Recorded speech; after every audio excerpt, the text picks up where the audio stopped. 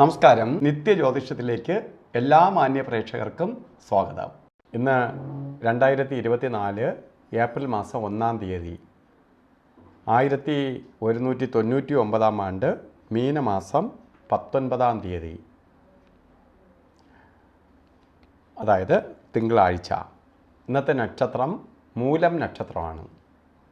അപ്പോൾ ഇന്ന് തിങ്കളാഴ്ച, മൂലം നക്ഷത്രം എല്ലാം കൂടി ഒത്തു വന്നിരിക്കുന്ന ഒരു ദിവസമാണ് ഇന്ന്. മൂലനക്ഷത്രം ശുഭനക്ഷത്രമാണ്, പൂർണ്ണ നക്ഷത്രമാണ്. പൂർണ്ണ നക്ഷത്രം എന്ന് പറയാൻ കാരണം പല ശുഭനക്ഷത്രങ്ങളുണ്ടെങ്കിൽ പോലും ശുഭനക്ഷത്രങ്ങൾ പലപ്പോഴും ഈ കാലില്ലാത്തതും തലയില്ലാത്തതും നടുവറ്റതുമായിട്ടുള്ള നക്ഷത്രങ്ങൾ വരും. അതൊക്കെ നമ്മൾ എടുക്കുമെങ്കിലും പൂർണ്ണ നക്ഷത്രമാണ് മൂലനക്ഷത്രം. ഒരു മൂലനക്ഷത്രം എന്ന് പറയുമ്പോൾ മൂലം എന്ന് പറഞ്ഞാൽ മൂടെന്നാണ്, നക്ഷത്രങ്ങളുടെ മൂടാണ് മൂലനക്ഷത്രം. അപ്പോൾ മൂലനക്ഷത്രവും തിങ്കളാഴ്ചയായിട്ട് ഒത്തു വന്നിരിക്കുന്ന ദിവസമാണ്. ഇന്ന് നമുക്ക് എല്ലാ ശുഭകാര്യങ്ങൾക്കും ഈ ദിവസം എടുക്കാം. കാരണം ഇന്നത്തെ ദിവസം ശുഭകാര്യങ്ങൾക്ക് അനുകൂലപ്രദമായ ദിവസമാണ്. നക്ഷത്രം കൊള്ളാം. ദിവസം തിങ്കളാഴ്ച. തിങ്കൾ എന്ന് പറയുമ്പോൾ ചന്ദ്രവാരം, ചന്ദ്രഭഗവാന്റെ ദിവസമാണ്. ചന്ദ്രൻ ആരും ശത്രുക്കളില്ലാത്ത, ആരോടെയും ശത്രുതയില്ലാത്ത ഒരു ഗ്രഹമാണ് ചന്ദ്രൻ. അപ്പോൾ ചന്ദ്രൻ്റെ ദിവസം എല്ലാ ശുഭകാര്യങ്ങൾക്കും നമുക്കെടുക്കാം.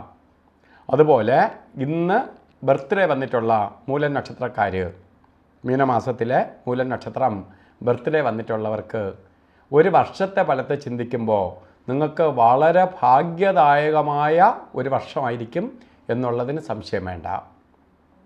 കാരണം ചന്ദ്രൻ്റെ ശോഭ, ചന്ദ്രൻ്റെ പ്രകാശം നിങ്ങളിലേക്ക് എത്തിച്ചേരും. അത് സ്വാഭാവികമായിട്ട് ചന്ദ്രൻ ഗ്രഹകാരകനാണ്. നല്ല വീട്, വാഹനം, മനസന്തോഷം, കുടുംബസൗഖ്യം, സമാധാനം, ശരീരസൗഖ്യം ഇവയൊക്കെ തരുന്ന ഒരു വർഷമായിരിക്കും നിങ്ങൾക്കെന്ന് കരുതുക.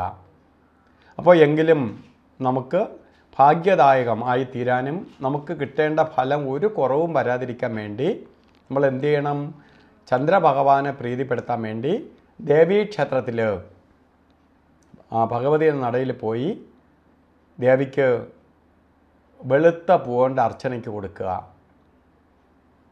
അതേപോലെ ദേവി തിങ്കളാഴ്ച വളരെ പ്രാർത്ഥന നിരതഴിക്കുക ദേവിയുടെ നടയിൽ. അത് ഏത് ദേവിയായാലും മതി, ദേവീ രൂപത്തിലുള്ള ദേവിയെ ആരാധിക്കുകയും ചെയ്യുക.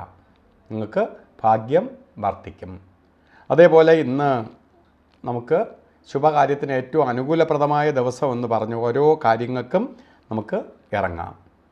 ഇപ്പോൾ തിങ്കളാഴ്ച നമ്മൾ രാവുകാലത്തെക്കുറിച്ച് ചിന്തിക്കുമ്പോൾ രാവുകാലം ഇട്ടിരിക്കുന്നത് രാവിലെ 7:30 മണി മുതൽ 9 മണി വരെ എന്നാണ് നമ്മൾ കലണ്ടർ നോക്കുമ്പോൾ രാവുകാലം ഇട്ടിരിക്കണേ.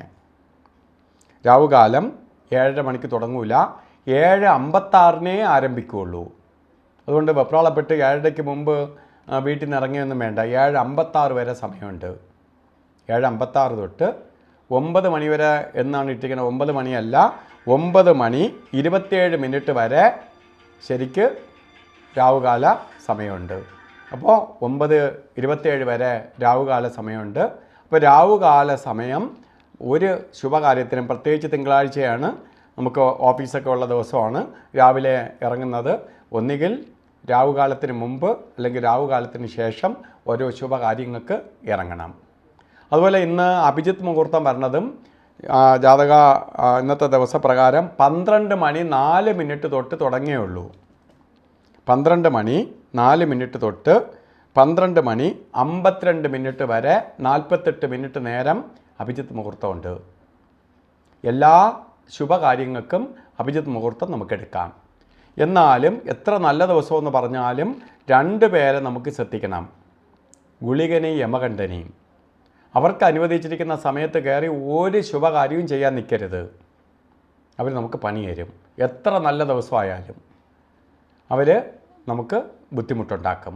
അവർക്ക് അനുവദിച്ചു കൊടുത്തിരിക്കുന്ന സമയമാണ് 3 മണിക്കൂർ നേരം. അതിൽ ഗുളികൻ്റെ സമയം ശരിക്ക് 1 മണി 59 മിനിറ്റ് തൊട്ട് ഏകദേശം 2 മണി തൊട്ട് 3:30 മണി വരെ എന്ന് പറയാം. 2 മണി തൊട്ട് 3:30 മണി വരെ ഗുളികൻ്റെ സമയവും 10 മണി 58 മിനിറ്റ് തൊട്ട് 12 മണി 28 മിനിറ്റ് വരെ യമകണ്ഠകാല സമയവും. ഈ 2 സമയവും എത്ര നല്ല സമയമെന്ന് ദിവസമെന്ന് പറഞ്ഞാലും ഈ സമയം ഒഴിവാക്കി കളയണം. അല്ലെങ്കിൽ അത് നമ്മളെ പലതരത്തിൽ ബുദ്ധിമുട്ടുണ്ടാക്കാൻ ഇടവരും. അപ്പോൾ ഇന്നത്തെ ദിവസം നമുക്ക് ഭാഗ്യദായകമായി തീരാൻ വേണ്ടി വസ്ത്രധാരണം ചെയ്യുമ്പോൾ പ്രധാനമായി വെളുത്ത വസ്ത്രം, അല്ലെങ്കിൽ നമുക്ക് വെളുത്ത കളറോ അല്ലെങ്കിൽ അതുമായി ബന്ധപ്പെട്ട കളറോ, വെളുപ്പ് കലർന്ന കളറോ അല്ലെങ്കിൽ പേളിൻ്റെ നിറത്തിലുള്ള കളറോ വസ്ത്രധാരണം ചെയ്യുന്നത് ഭാഗ്യദായകമായി തീരും. ആ പോസിറ്റീവ് എനർജി നമ്മളിലേക്ക് പെട്ടെന്ന് ആഗിരണം ചെയ്യാൻ സഹായിക്കും. ഇല്ലെങ്കിൽ ഒരു വെളുത്ത കർച്ചീപ്പെങ്കിലും കയ്യിൽ കരുതുക. എല്ലാവർക്കും ഒരു നല്ല ദിവസം ആശംസിച്ചുകൊണ്ട് നിർത്തുന്നു. നന്ദി, നമസ്കാരം.